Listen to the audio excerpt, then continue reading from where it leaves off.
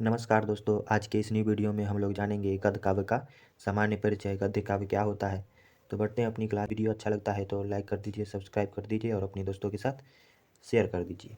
तो बढ़ते हैं अपनी क्लास की तरफ। गद्य कवि नाम निकषम वदंती, यानी कि युक्ति के आधार पर जो है गद्य काव्य को दो जो है कवियों की कसौटी माना जाता है। संस्कृत गद्य काव्य को जो है दो भागों में विभाजित किया जा सकता है। संस्कृत गद्य काव्य को जो है दो भाग में विभाजित किया जा सकता है, वैदिक गद्य तथा लौकिक गद्य। गद्य शब्द जो है गद्य धातु से यत् प्रत्यय करने पर बनता है।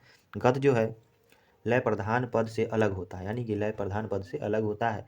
गद्य जो है गद्य काव्य भाषा का वह स्वरूप होता है जिसमें पद बंधनों को छोड़कर भाव, भाषा तथा रस का होता है समुचित मिश्रण होता है। ठीक है, यानी कि इसमें जो है पद बंधन को छोड़कर भाषा तथा भाव, रस ये सब का जो है मिश्रण होता है। ठीक है, आचार्य दंडी ने अपने ग्रंथ जो है काव्यदर्श में जो है गद्य को परिभाषित करते हुए लिखा है कि आपाद पद संतानोपद गद्यम, यानी कि अर्थात पद बंधन जो है पद बंधन रहित वाक्य विन्यास को गद्य कहते हैं। जिसमें पद बंधन नहीं हो यानी कि रहित हो उसको जो है हम लोग गद्य कह सकते हैं। अब यानी कि अब कैसे, यानी कि ये गद्य जो है काव्य की उत्पत्ति कैसे हुई उसके बारे में देख लेते हैं। तो पहला जो है गद्य काव्य की उत्पत्ति पद काव्यों एवं लोक कथाओं से हुई।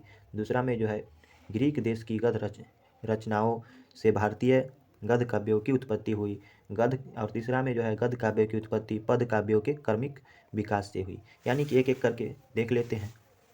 तो देखिए यहाँ पे इनमें जो है प्रथम जो है गद्य काव्य की उत्पत्ति पद काव्य के लोक कथाओं से हुई।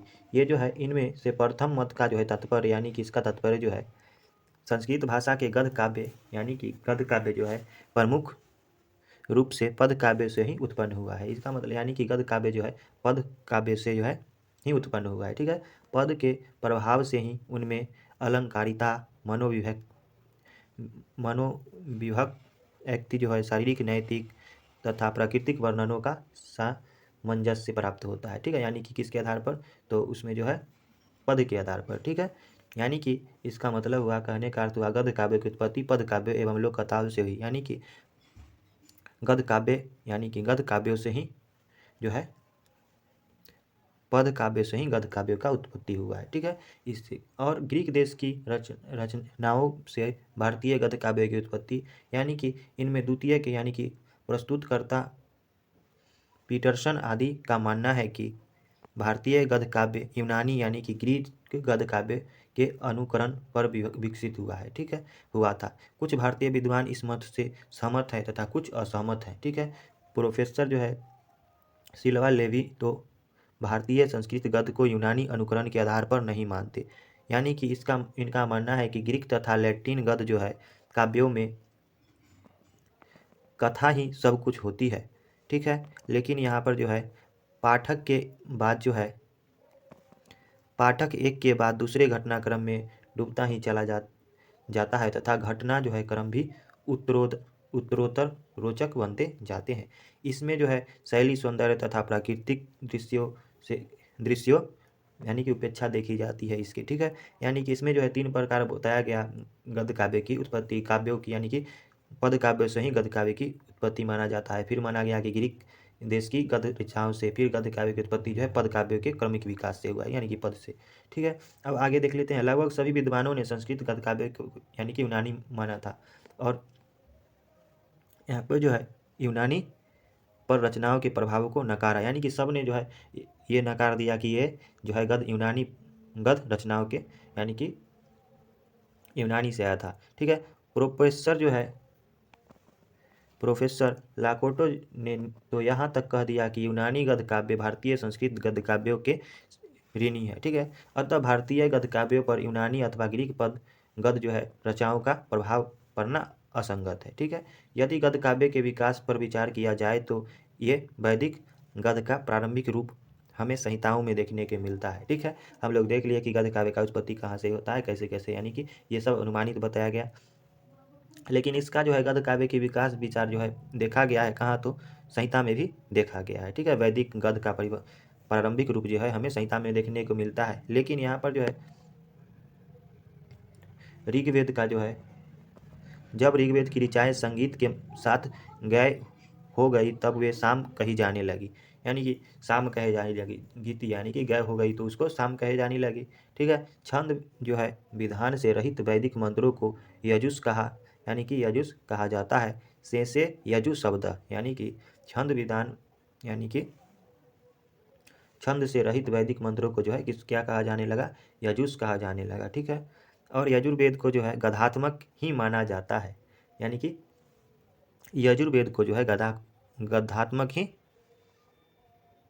माना जाता है, यानी कि ये कहा गया है गद्यात्मको यजु। ठीक है। वैदिक गद्य का प्राचीनतम रूप हमें यजुर्वेद की काठक, तैत्तिरीय तथा मैत्रायनीय शाखाओं में प्राप्त होता है। अथर्ववेद में भी काव्य का रूप प्राप्त होता है। संपूर्ण ब्राह्मण ग्रंथ प्रायः गद्य में ही प्राप्त होते हैं, यानी कि संपूर्ण ब्राह्मण ग्रंथ जो है गद्य में ही प्राप्त होते हैं। शतपथ ब्राह्मण, ऐत्रेय, तैत्तिरीय तथा गोपथ ब्राह्मणों का रूप तो गद्यात्मक ही है। ब्राह्मण ग्रंथों के बाद आरण्यक तथा उपनिषद ग्रंथों में भी वैदिक गद्य पाया जाता है। ठीक है। इसी प्रकार प्रकृति साक्ष्य ग्रंथ, कल्प ग्रंथ यानी कि श्रौत सूत्र, गृह सूत्र, धर्म सूत्र, सुलभ सूत्र, यह सब जो होता है तथा यास की विरचित निरुक्त गद्य में ही लिखे गए हैं। इसके बाद जो है पौराणिक गद्य, शास्त्रीय गद्य आदि का रूप भी देखने को मिलता है, यानी कि इसका जो है गद्य काव्य का जो है उत्पत्ति जो है वैदिक काल से ही माना जाता है, यानी कि वैदिक काल में जो है ऋग्वेद में देखा गया, ये सब जितना भी है क्या संहिता ये सब में देखा गया, और उपनिषद जैसे कि हो गया तैत्तिरीय, मैत्रायनीय, ये सब आरण्यक में देखा गया और कल्प ग्रंथ में भी देखा गया। ठीक है। अब आगे देख लेते हैं साहित्य, यानी कि साहित्य जो है गद्य, साहित्यिक गद्य को दो प्रकार का होता है, यानी कि साहित्यिक गद्य जो है दो प्रकार में विभक्त कर दिया जाता है, कथा तथा आख्यायिका। ठीक है। कथा तथा आख्यायिका।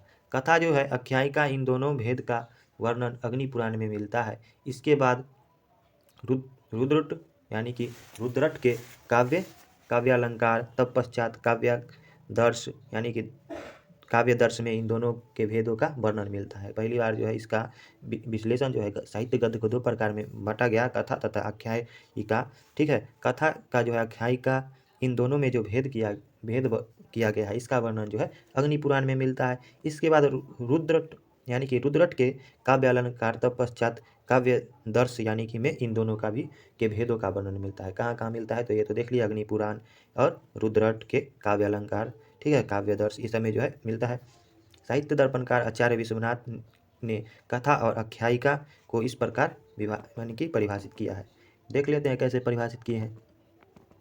यानी कि ये जो परिभाषित किए हैं, कथायाम सरसम वस्तु गद्धैरेव विनिर्मितम क्वचिदत्र भवेदार्या क्वचिद क्वत्रापवक्त्रके अधौ नमस्कार खलादेर्वृत्तकीर्तनम् आख्यायिका कथावत् अस्यात् कवेर्वसानुकीर्तनम् अस्यामन्य कवीनां च वृत्तपदम क्वचित, यानी कि क्वचित, यानी कि अर्थात कथा में जो है सरस वस्तु गधों द्वारा ही बनाया जाता है। ठीक है। और इसमें जो है कहीं कहीं आर्य छंद और कहीं कहीं वक्त्र तथा पवक्त्र छंद होते हैं। ठीक है। यानी कि यहाँ पे बताया गया यहाँ पे आर्य छंद तथा पवक्त्र छंद, वक्त्र छंद, ये सब जो होता है इसमें कहीं कहीं। ठीक है। प्रारंभ में पदमय नमस्कार और खलादिकों का चरित निबंध होता है, जैसे कादम्बरी कथा। ठीक है। आख्यायिका कथा के समान होती है। ठीक है। आख्यायिका जो होता है कथा के समान होती है। इसमें कवि वंश वर्णन होता है और अन्य कवियों का वृत्तांत तथा पद भी कहीं कहीं रहते हैं। ठीक है। यही जो है कथा भागों का नाम आश्वास रखा जाता है, यानी कि यहाँ कथा भागों का नाम जो है आश्वास रखा जाता है। आर्य वक्त्र या अपवक्त्र छंद के द्वारा जो है अन्योक्ति के आश्वास के आरंभ में अगली कथा की सूचना दी जाती है, जैसे हर्षचरितम। यानी कि आर्यावक्त्र ये सब जो छंद है अन्योक्ति से आश्वास के आरंभ में ही जो है अगली कथा का जो है क्या दे दिया जाता है, सूचना दे दी जाती है। ठीक है। यानी कि यहाँ पे जो है आख्यायिका क्या होता है तो आख्यायिका कथा के समान होती है, इसमें पूरा कवि वंश का वर्णन होता है। ठीक है। और कथा में जो है आख्यायिका कथा में जो है सरस वस्तु गद्यों द्वारा ही बनाई जाती है। इसमें जो है कहीं कहीं छंद और कहीं कहीं वक्त तथा कहीं कहीं अपवक्त का यहाँ पे प्रयोग होता है। प्रारंभ में पदमय नमस्कार और खलादियों का चरित्र निबंध होता है। ठीक है, अब आगे देख लेते हैं। ये जो है गद्य 4 प्रकार का बांटा गया है। ठीक है, गद्य को जो है 4 प्रकार में विभक्त किया गया है। मुक्त, वृत्त गंधी, उत्कलिका प्राय, है ना, उत्कलिका प्राय, चूर्णक, यानी कि ये जो 4 भागों में बांट दिया जाता है। इनमें प्रथम जो है समास रहित होता है, यानी कि मुक्तक जो है समास रहित होता है, तथा द्वितीय में जो है वृत्त गंधी जो है ये में जो है पद के जो है कुछ अंश रहते हैं। तृतीय में जो है उत्कलिका प्राय जो है इसमें जो है तृतीय पद में दीर्घ समास हो जाता है, तथा चतुर्थ में चूर्णक जो है इसमें छोटे छोटे समास होते हैं। ठीक है, यही श्लोक के माध्यम से यहाँ पे दिया गया है।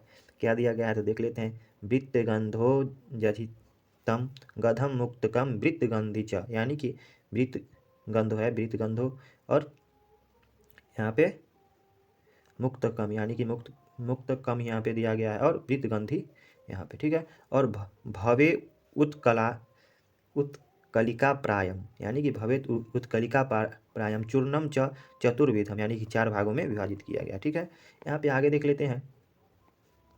संस्कृत गद्य के स्वर्ण युग की बात की जाए तो इसका सर्वप्रथम उदाहरण हमें रुद्रदामन तथा समुद्रगुप्त के शिलालेख से प्राप्त होता है, यानी कि समुद्रगुप्त के शिलालेख से प्राप्त होता है। रुद्रदामन के जो है गिरनार शिलालेख में दीर्घ समासों की पदावली तथा अनेक अलंकारों का प्रयोग हुआ है। समुद्रगुप्त जो है प्रशस्ति में जो है प्रयाग स्तंभ पर 35 पंक्तियों में समास युक्त की शैली अपनाकर समुद्रगुप्त की प्रशस्ति लिखी गई है। ठीक है, यानी कि यहाँ पे जो है यहाँ पे गद्य काव्य का जो है समय का बात किया जा रहा है, युग का, समय का। ठीक है, जो सर्वप्रथम जो है रुद्रदामन तथा समुद्रगुप्त के शिलालेख में प्राप्त होता है। रुद्रदामन का समय यहाँ पे बतलाया गया। शिलालेख में जो है दीर्घ समासों की पदावली तथा अनेक अलंकारों का प्रयोग हुआ, ये सब के बारे में दिया गया। समुद्र प्रशस्ति में जो है प्रयाग स्तंभ पर 35 पंक्तियों में लिखा गया सूक्त शैली अपनाकर समुद्रगुप्त की प्रशस्ति लिखी गई है। ठीक है, तो आगे देखते हैं। आचार्य दंडी ने 10 कुमार चरितम तथा अविंती सुंदरी कथा नामक 2 गद्य काव्यों की रचना की है। ये दोनों रचनाएं गद्य काव्य की प्रथम रचनाएं मानी जाती है। यानी कि कोई पूछेगा गद्य काव्य की प्रथम रचना कौन सी है, तो आचार्य दंडी की रचना जो है ये लगभग 600 ईस्वी पूर्व पहले का, यानी कि 10 कुमार चरितम तथा अविंती सुंदरी। ठीक है, ये 2 कथा का नाम आता है जो गद्य काव्य का पहला रचना माना जाता है। ठीक है, दंडी तथा सुबंधु तथा बाण ने प्रौढ़ गद्य काव्य की रचना की थी। ये तीनों ही कवि लगभग 100 वर्षों में मध्यवर्ती हैं। ठीक है, आचार्य दंडी को प्रथम कथाकार के रूप में माना जाता है। आचार्य दंडी को जो है प्रथम कथाकार जो है गद्य काव्य का कथाकार माना जाता है।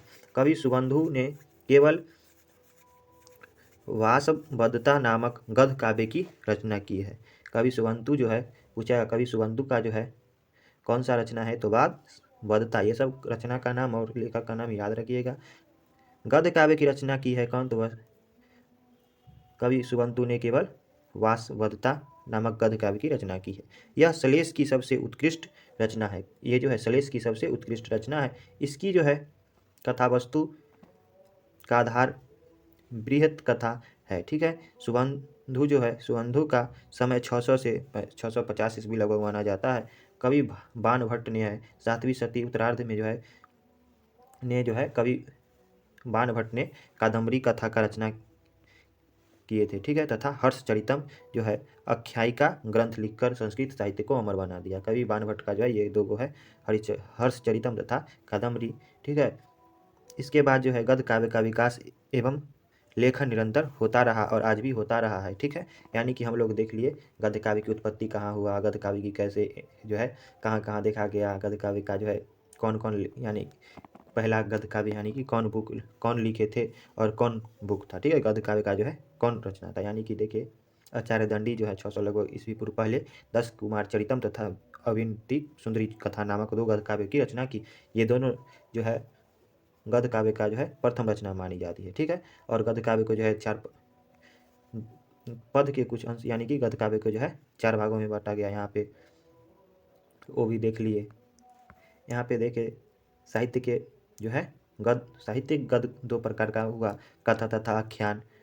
ठीक है, ये जो है गद्य काव्य को जो है कहाँ देखा गया, तो पहला बार जो है यहाँ पे उत्पत्ति जो है, उत्पत्ति भी देख ली और गद्य काव्य को संहिता में देखा गया, पुराण महाभारत ब्राह्मण ग्रंथ ये सब में भी देखा गया। ठीक है, और यहाँ पे जो है देखे गद्य काव्य की उत्पत्ति पद काव्य से ही होता है। ठीक है, ग्रीक देश की रचनाओं पर जो किया गया था उसका जो है मानना बहुत कम लोगों का है। ठीक है, गद्य काव्य की उत्पत्ति पद काव्य के क्रमिक विकास से हुआ, ये भी देख लिए।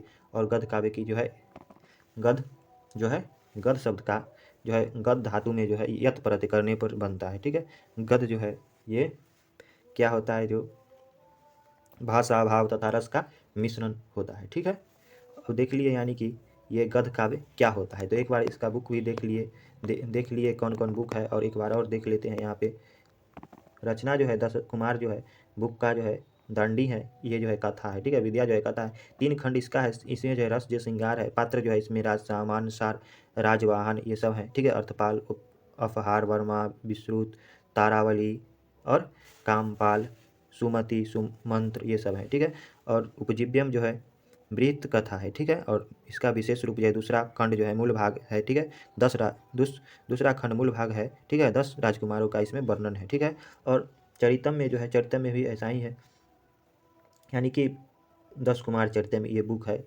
इसको बतलाया। ठीक है, और कादम्बरी का जो है लेखक बाण भट्ट जो ऊपर बताए हैं। कथा जो है 2 खंडों में इसका विभाग, यानी कि भाग जो है इसका 2 खंड है, इसका कथा जो है। ठीक है, ये एक कथा है, और श्रृंगार रस इसमें मिलता है। और इसका जो है कादम्बरी में जो है पात्र जो है चंद्रापीड है, पुंडरीक है। ठीक है, वैशंपायन है और पतंजलि है। पतंजलि शूद्रक सूक चंडाल कन्या तारापीड कादम्बरी यानी कि ये सब है। ठीक है, महस्व महाश्वेता पत्रलेखा, और ये जो है इनका बृहद कथा उपजीव्यम है तथा 3 जन्मों की कथा इसमें विशेष मिलता है। विशेष में इसमें देखेंगे तो इसमें 3 जन्मों की कथा मिलता है। ठीक है, आगे हर्षचरितम ये जो है बाण भट्ट लिखे थे, इसका विद्या द्वयाख्यायिका है। ठीक है, 8 इसका भाग है। ठीक है, और रस जो है वीर है। इसमें पात्र जो है हर्षवर्धन राज्यवर्धन राज्यश्री ये सब मिलते हैं, और इतिहास प्रसिद्धि इसका उपजीव्यम है हर्ष, और इसका कुछ देखेंगे विशेष तो हर्ष का जीवन का चरित्र इसमें मिलता है। आगे देख लेते हैं शिवराज, इसमें जो है अंबिका इसका जो है गद्यकार है। उपन्यास में जो है इसकी विद्या है उपन्यास, और इसमें जो है 12 निश्वास यानी कि निश्वास है। ठीक है, इसमें जो है वीर रस होता है। शिवाजी गौर सिंह अफजल ये सब जो खान और यशवंत सिंह ये सब जो है इनका पात्र हैं।